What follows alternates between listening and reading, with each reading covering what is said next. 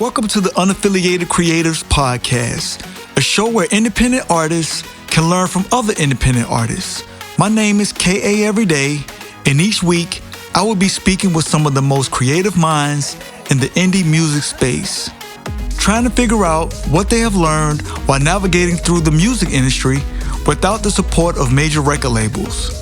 This podcast is brought to you by the good people over at King Neppy Studios and powered by Red Weasel Media. Thanks for tuning in to the Unaffiliated Creators Podcast, episode number 5. I'm your host, kaeveryday. This is the indie artist safe place, so take off your shoes, get comfortable, and stay a while. Do us a favor and please rate the show. And if you have any feedback for us, please email us at unaffiliatedcreatives@gmail.com. The snippet you heard playing was a track I created. Feel free to give it a proper title. For right now, I just named it Lil Baby Type Beat. So, you want to be a music producer, so let's get into it. So let me first start off by saying, if I can make beats, anybody can make beats. There's no excuses anymore. With technology, people are making beats on their phones, and I'm not joking, y'all. I wish I remembered the guy's name, but I actually had a guy a while back reach out to me through IG, and he was like, yo, man, let me send you some tracks. I guess he wanted me to record, some music to his tracks. And he sent me some music, and it actually sounded kind of decent, but what really blew me away is when he hit me back and was like, yo, what did you think about the music and stuff? I was like, yo, it was cool. He was like, yeah, man, I recorded that. I made that beat from my phone. And at that moment, that let me know that you can't make no excuses no more when it comes to making beats. Because if you got people out here making beats on their phones, then, hey, man, it's the wild, wild west when it comes to making beats. So first, I would say, before you really get into making beats, you want to figure out what kind of beat you're trying to make, and you want to go off and study the best. So the best way I can explain this would be, let's say you was trying to make a trap beat, right?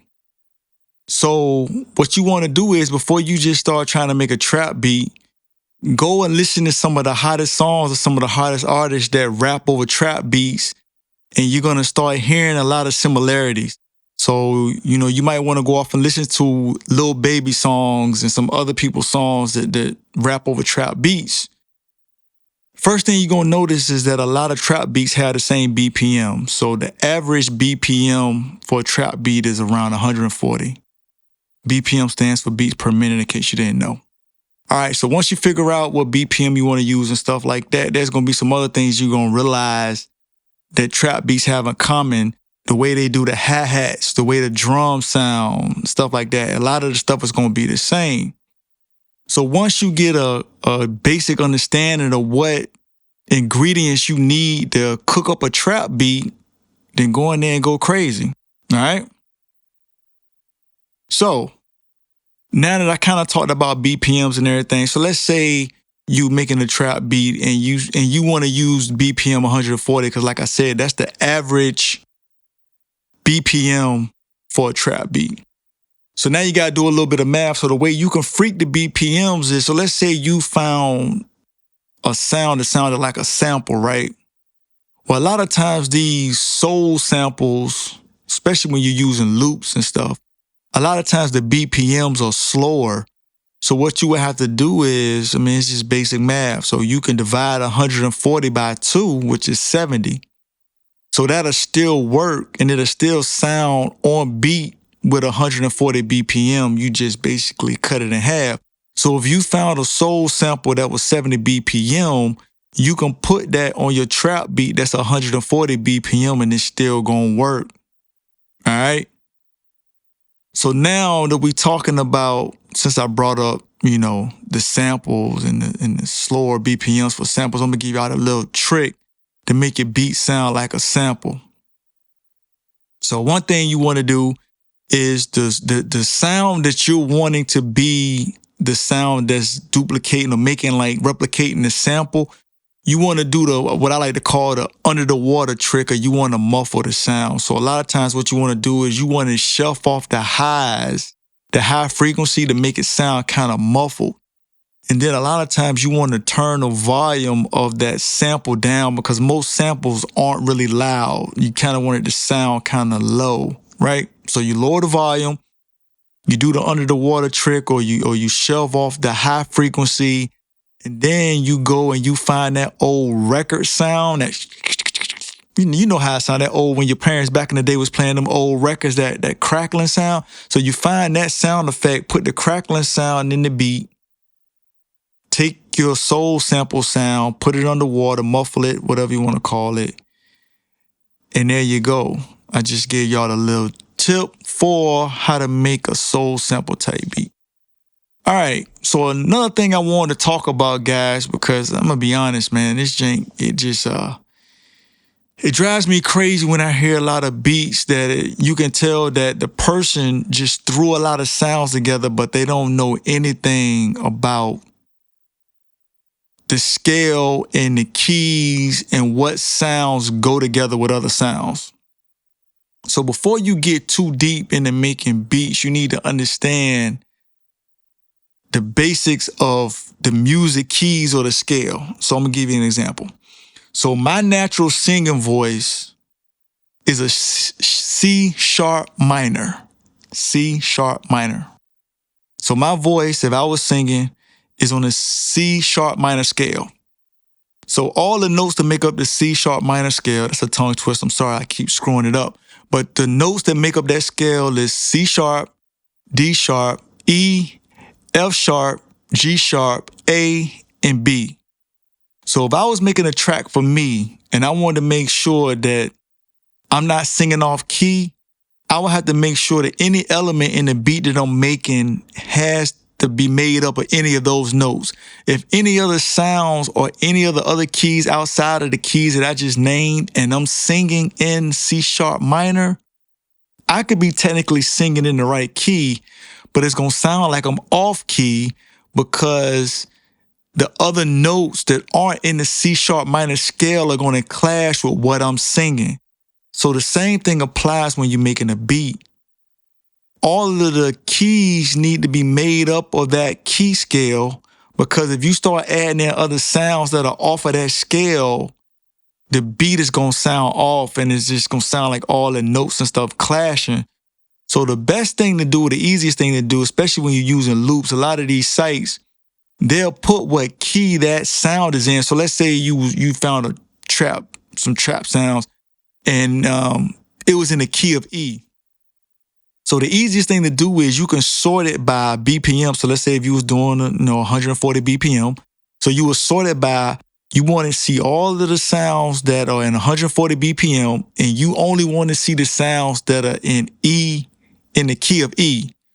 So if you're making sure that all of the keys are in the key of E and you're picking all the sounds on the same BPM, then you know that the sounds are not going to clash because all the sounds that you're putting in that beat are all in the key of E. And again, once you want to start expounding on it, you can pick other notes. But like I was just sharing with you guys, for like me, if I was trying to make something for me when I'm singing, yes, E is one of the notes that makes up the C sharp minor scale. So if I wanted to do C sharp, I could find a sound that's C sharp because that's part of the scale. If I found another sound that was A, in the key of A, I could put that sound in there too, and it's still gonna sound right. But again, if you start throwing in all these random notes and the stuff clashing, it's not gonna sound right. So no matter how hot the beat sounds, it's not gonna sound pleasing to the ear if you have a lot of different notes and they clashing with each other. So another thing you're gonna have to figure out when you're trying to make beats is if you want to use hardware like an MPC or ASR10 or a keyboard, or if you want to use loops. So a lot of producers back in the day frowned on, these young producers using loops. A lot of them feel like it's cheating. They feel like you're not a real musician if you don't know how to bang out on the keyboard, or if you don't know how to hit the pads on the MPC machine. And I get it. But nowadays, with the music industry, a lot of times it's about how fast can you crank out these beats. You got these young kids making 20 beats a day because they're using loops.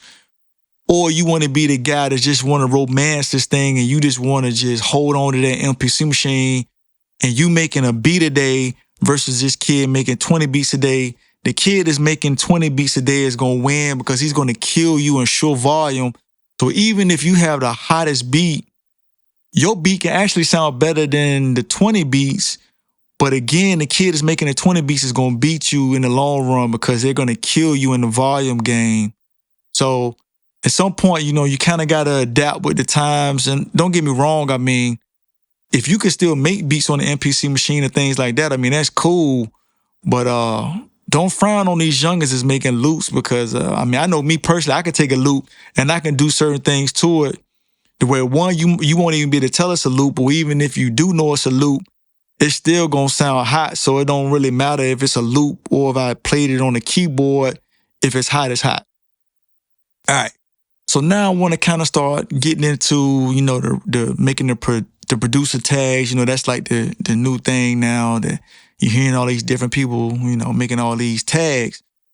And I think it's cool, and I think that's like a good way, if you're really worried about people trying to steal your beat, or if you putting beats on YouTube, or if you sending people tracks, if you worried about stealing your beat or taking credit for the beat that you did. I guess the easiest way is to put your tag at the beginning of the track.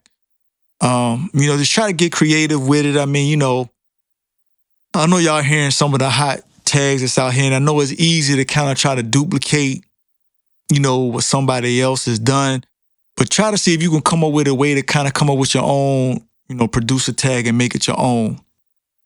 All right, so another thing I kind of wanted to talk to you guys about today is, once you create the track, you got to learn how to put it in some kind of song format, because if you don't, basically your beat's going to get boring and it's just going to sound like one continuous loop and it never changes. So what I mean by putting a track in song mode is, so at first, when the beat first come on, you don't want it to start off right away with all of the sounds playing. It's just like if you was watching a movie. You don't jump right into the middle of the movie, right? So the same thing applies, with a beat. So you normally want to start off by taking some of the sounds out at the beginning. So that would be considered like the intro. And as the beat builds, then you start adding more sounds, right? So the normal basic song format when it comes to a track is you would have like the intro, then you would have where your verses go, then you would have where your hook go. Everybody don't use bridges, but especially like in R&B music and stuff like that, people still use bridges. Normally when the bridge comes, that's where it changes, or you can tell that the beat totally changes. And the easiest way to do that is if you change it into another key. But a lot of these young kids these days aren't really doing that. And then you have like the outro. So the outro, you would take out some of the sounds again so you can tell that the beat's kind of coming to an end or it's fading out, stuff like that, right? Yeah, so that's the basic song structure format. Some of the things you can do outside of just formatting the track to kind of make it interesting. You can find certain places where you can just either drop out all the sounds where it's like a quick drop, or you can always make sure like you take out the bass line for a couple of bars, or you can take out the drums for a couple of bars and you bring them back in. Those are just some simple ways to kind of add a little flavor to your track. All right. So you want to make your drums bang, right? All right. So I probably shouldn't be telling y'all this, but this is the Unaffiliated Creators Podcast, man. And as I learn, you guys learn, we all learning, right? So I'm going to give y'all a little trick when it comes to making your drums bang. So let's say you went out and you found a drum loop, and the drum loop don't sound bad, but you know that it could sound better, right?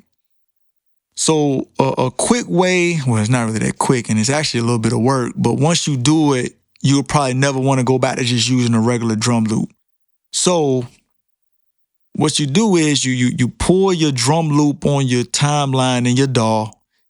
And I don't know about all DAWs, but I know like in Studio One, you can right click on it and you can go down and there's something that says detect transients.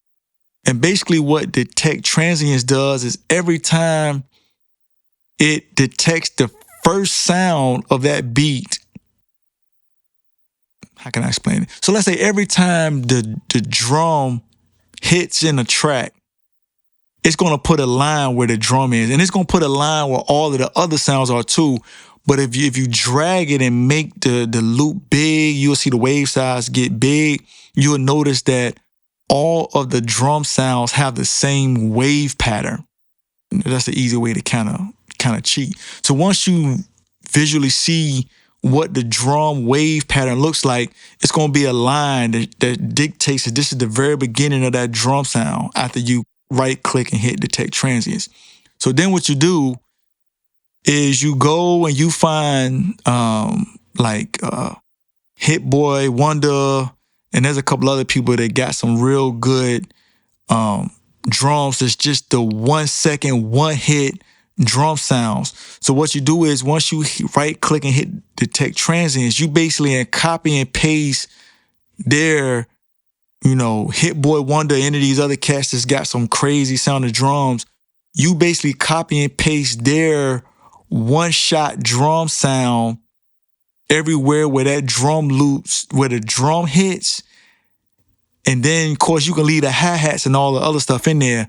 And then when you go back and play that drum loop is going to sound amazing. So I just gave you guys a quick way. Well, again, it ain't really quick. And it actually does take some work because you're having to do a lot of copy and paste. And you have to, do the Control C, Control V. And then you got to hit the tab button. When you hit the tab button, it shifts over to the next part of the beat where it can tell where the next sound is indicated. But again, so you will have to keep tabbing over till you get to the next wave file of the drum sound. And then, you got to do the, Control C, Control V, and you copy and pasting everywhere where that drum wave pattern hits.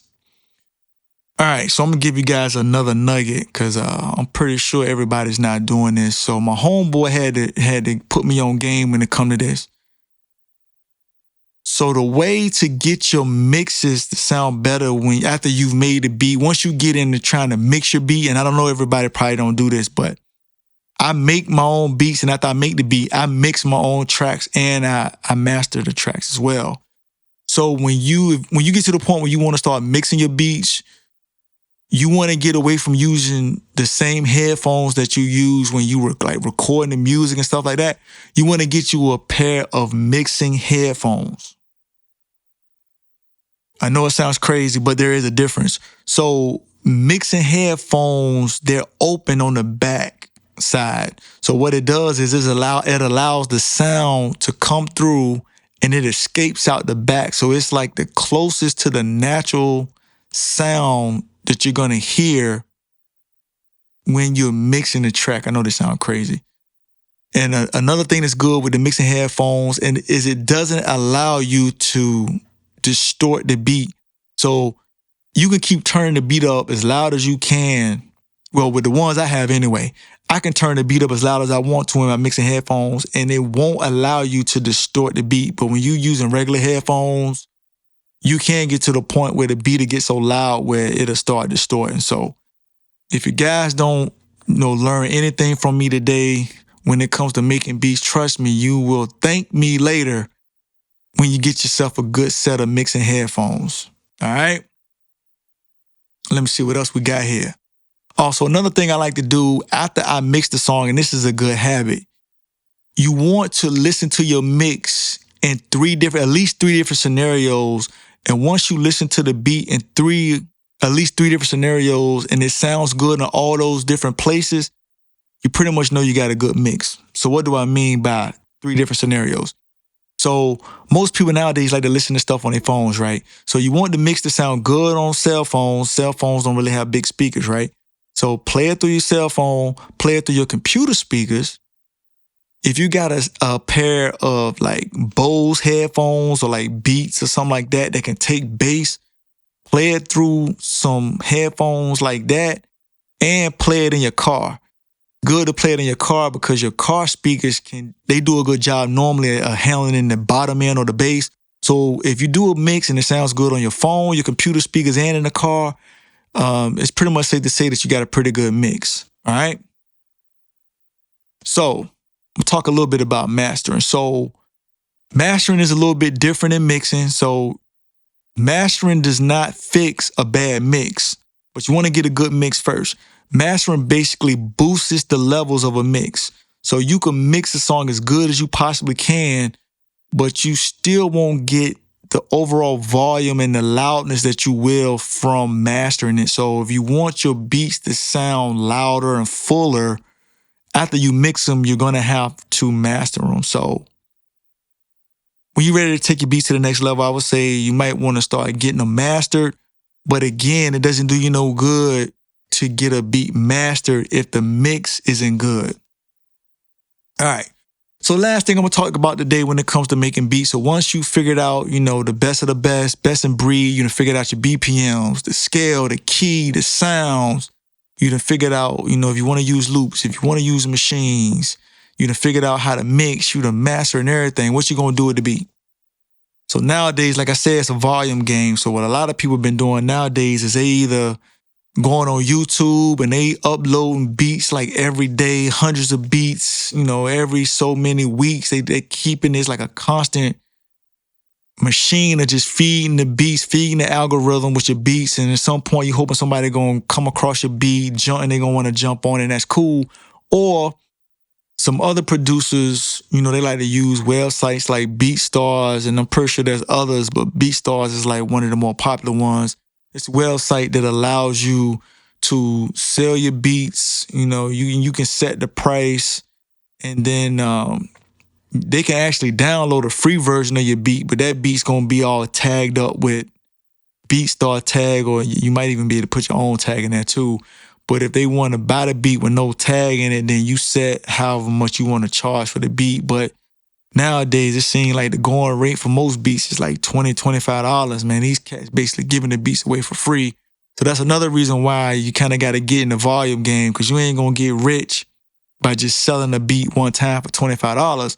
But if you sell the same beat for $25 and then you sell that same beat to 25 other people, then just do the math. It starts adding up. So I just gave y'all the quick down and dirty when it comes to making beats, man. Like I said, I'm not saying I'm the best, but I know I'm not the worst.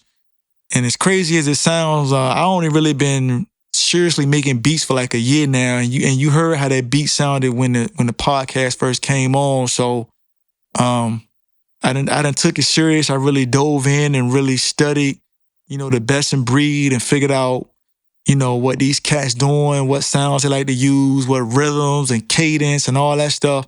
And I just applied myself. So like anything, the more you do it, the better you get. So I appreciate you guys taking the time to listen to this podcast. I hope I was able to answer any questions you guys might have as far as making beats. Again, there's no excuses. If I can make beats, anybody can make beats. And again, people making beats off their phone. So if you can make a beat off your phone, if you got stuff like Studio One and equipment and professional microphones and all this stuff, then you definitely don't have no excuse not to be making tracks. So anyway, that's all I got for today. Appreciate y'all tuning in. Until next time, y'all be good and stay safe.